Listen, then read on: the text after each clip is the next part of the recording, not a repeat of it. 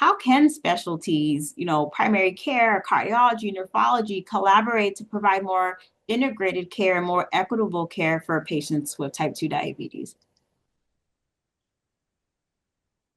So I would say that here in the cardiology community, we've sort of attempting to broach that by developing something called CKM syndrome. It's a new disease that the American Heart Association has put out there, cardiovascular kidney metabolic syndrome, and we stage it like we stage cancer. Which stage 0 being no risk factors and stage 4 being advanced disease. And you might be surprised to hear that 90% of America is stage 1 or higher, CKM. But I think more than just the medical implications, it really is a symbolic sort of a move towards trying to really integrate the care team across the islands that we work on. We all work on our little island, we do our little thing, and the patient gets lost to the shuffle. So it's really about trying to treat the patient, not just the system. It's about going back to sort of patient outcomes and making sure that we keep the patient at the focus of care. But I do think that we need systems in place to do that, whether that's more of a comprehensive electronic health record system, a better way for specialists to communicate if they're not right in your direct academic network, but in a community or somewhere else. But I also think part of that, in really kind of understanding how to deliver this care, is to bring the medicine to the patient. So it's not just about expecting the patient to come to the doctor, because a lot of times they won't, especially if they've got a list of 10 specialists to go to, an endocrinologist, a cardiologist, a nephrologist, an internist, and then their foot doctor, and then their eye doctor, and what have you. So it's really about community-based models. And, the Black Barbershop study is a really classic example that's talked a lot about in the cardiology community, of where they actually sent pharmacists to, neighborhoods where there was very poor blood pressure control, where people congregated in the barbershop, as part of not just a social activity, but part of kind of the culture, the community activity that they did. And similarly in the churches, and they titrated blood pressure medicines while they were getting their hair cut. Mm-hmm. And so it was a really nice way to bring the medicine to the patient at their community level, so that you're not expecting these types of patients who are already at a disadvantage socioeconomically to go running after all these specialists. Mm-hmm. Yeah, I like that, bringing the medicine to the patients. I think that is definitely an innovative strategy that we can utilize more. Do we have any other comments about other system level changes or other, whether that be policy, healthcare delivery models, payment structures that maybe may encourage more multidisciplinary collaboration? Sure. So I wanted to mention about kidney disease. So contrary to cancer or other things, there is currently no screening indication at the United States Preventive Services Task Force, which is the USPSTF, for kidney disease. Mm-hmm. And so that is something that as a community, we've been advocating for now several years, and trying to get that, because when you have it in that list of guidelines, it's not only seen by the primary care provider and more likely to be done. And again, I'm talking about the measurement of the creatinine for eGFR and the urine albumin to creatinine ratio, but it's also paid by insurance. Mm. And so it removes the burden from at least the economic burden from the patient to be able to have this annual test. And they're not very expensive.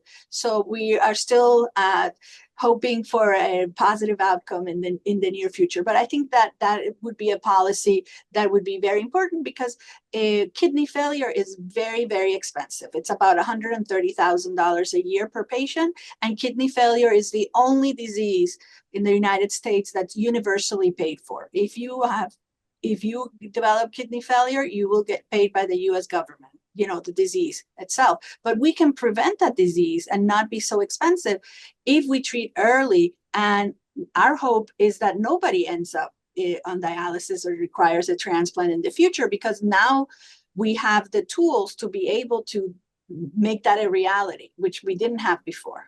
Mm-hmm. What I'm hoping for is actually technology to help us. AI in medicine obviously has penetrated in many ways. And if there was a way that AI could help me identify the patients that are at higher risk because of the, social determinants of health. Because oftentimes in a rushed clinic visit, you don't have time to dive deep into where's your money coming from, what kind of food are you eating, and those types of things. So I think hopefully I'm looking for at some point in the future some sort of a technology solution to help us not just identify patients that are higher risk, bring them front and center, but also to be a bilateral tool with which we can use that for patient education in their native language, using text messages, using emails, using the tools that patients relate to, whether it's social media or what have you, so that we can actually use technology to first identify them and then start to design interventions through that technology. Mhm.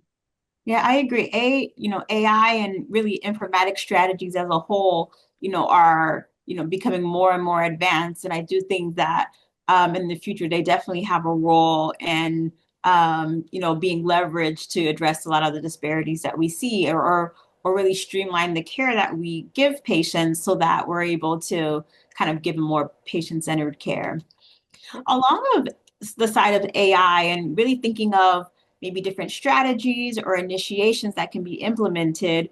And when you think of your respective fields, what other initiatives do you think we can take, or really approaches can we take within your respective fields to better address the disparities that we see? So I So think that we haven't talked about is navigators.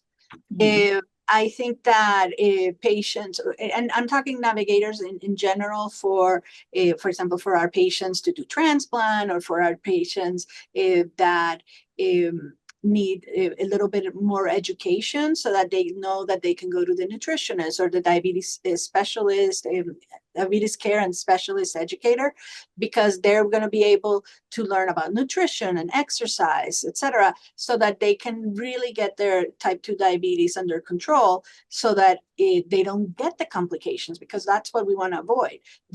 Getting the complications is what's expensive. Mhm.